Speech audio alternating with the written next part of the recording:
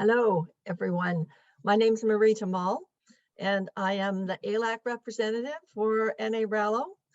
And I'm going to speak today about the public forum at ICANN 73, which was on the topic of the Global Public Interest Framework.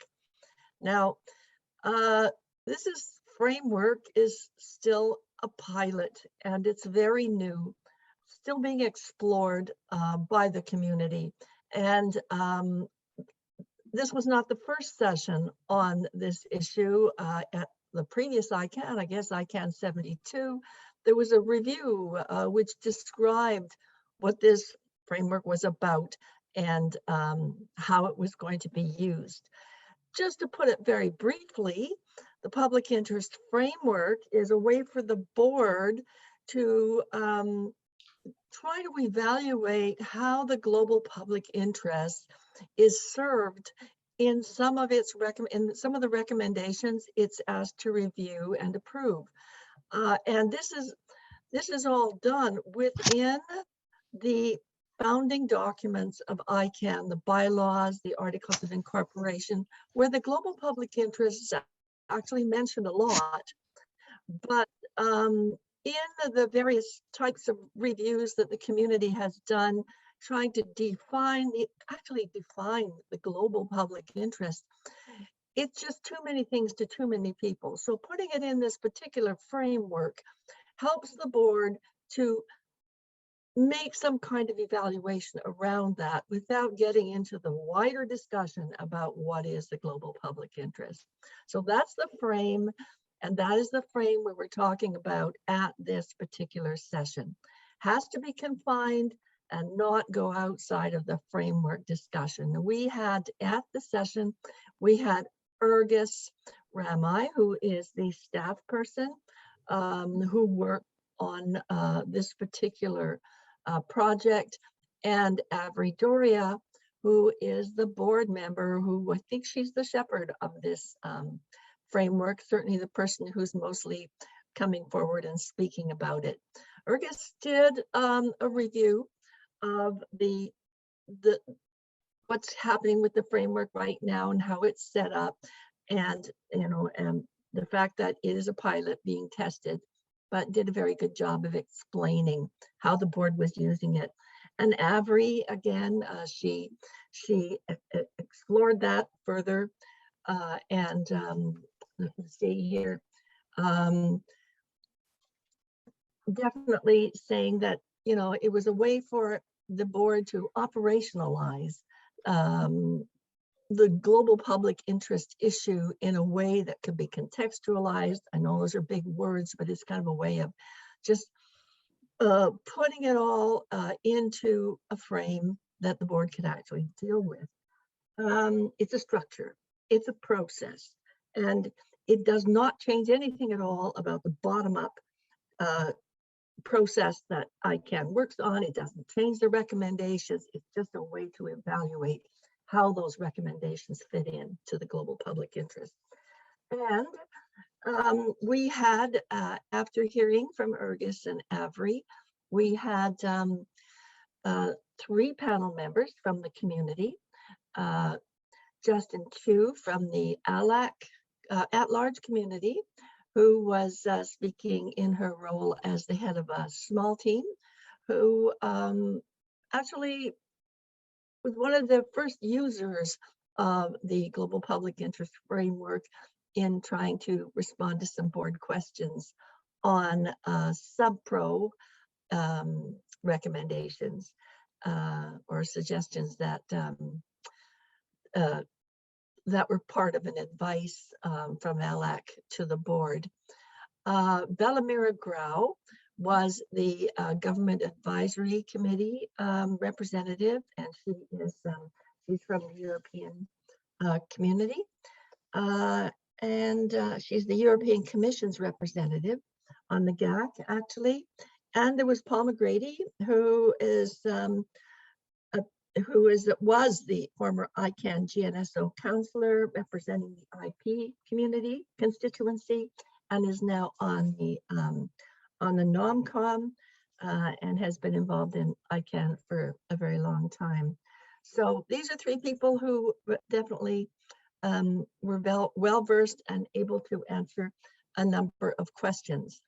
Some of the questions, I honestly thought that this was 90-minute session. We were going to sort of have too much time and have to end early. That was not the case. We were rushing to try to get through some of the really good thoughts that the community, the panelists had, plus the questions that were coming from the community who were attending the session. We were up to 300 at least.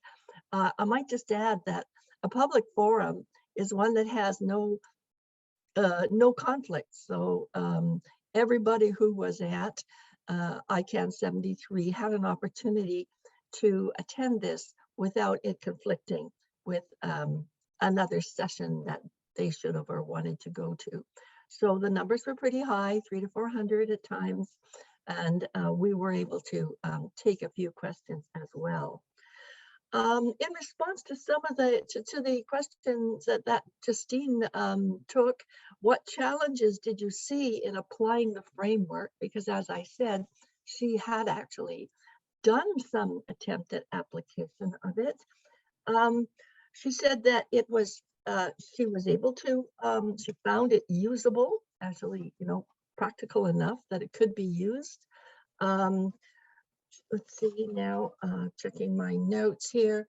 She also found that it was clearly directed at the board, and if there was an expectation, and there is hope, that the community would also use this tool before things went to the board, she felt that there was going to have to be more direction or ability for the community to do that. And she's also wondering about how such decisions would be in the end evaluated or monitored. Paul McGrady had the question, to what extent does the framework serve the ICANN community needs? He mentioned a few things, like he was a little concerned that it would enable the community to try to bring forward questions that had already been negotiated in a PDP process, what's called taking a second bite of the apple. He was also had a concern on the other end of the spectrum, where it would just become a check box and not really useful consideration. And so we don't know yet that how that's going to work, and he's quite correct in that it's new and it's always going to be up to us to how we work it out.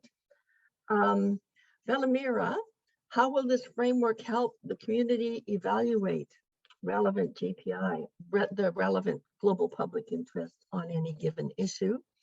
Velamira thought that it was a valuable monitoring tool, also helping with accountability, that it would help the community overcome the difficulties of finding definition of the GPI, as I said before, that's been tackled before.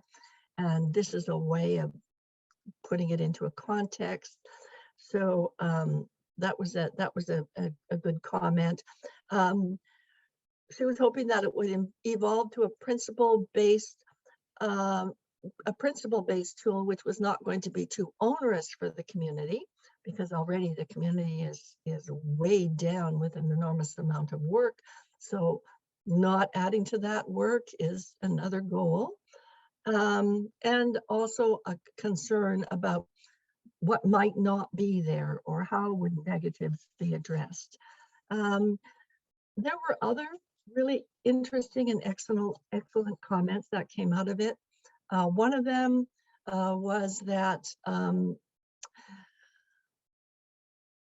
in order to, it was Justine really, I think, who said that in order to make this more usable, that the global public interest framework ought to be considered when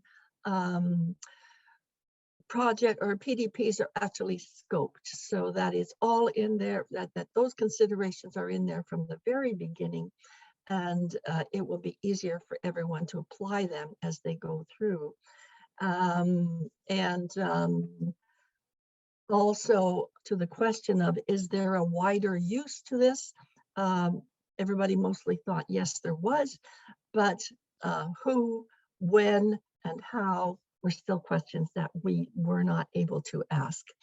I think I went through the whole session last night, and I think that the staff and the board who are working and fine-tuning this probably got a lot out of this session. There were many comments, many really good suggestions, and I think it was very successful in the end. And I might add an at-large idea that was brought forward through the vetting process that goes into where the public, how the public forums at any ICANN meeting evolve. So I think it was a successful, and how things would go forward, we'll see. There's no immediate suggestion that there be another one. I think it's too soon that there be another evaluation of the global public interest framework in the next ICANN meeting. But maybe after that, we'll get a chance to look at it again with a little more evidence that something is working or not working. And I think that's it for me. Thank you for listening. I hope you found it useful. And see you, hopefully, some of you in The Hague in the spring. Fingers crossed. Bye now.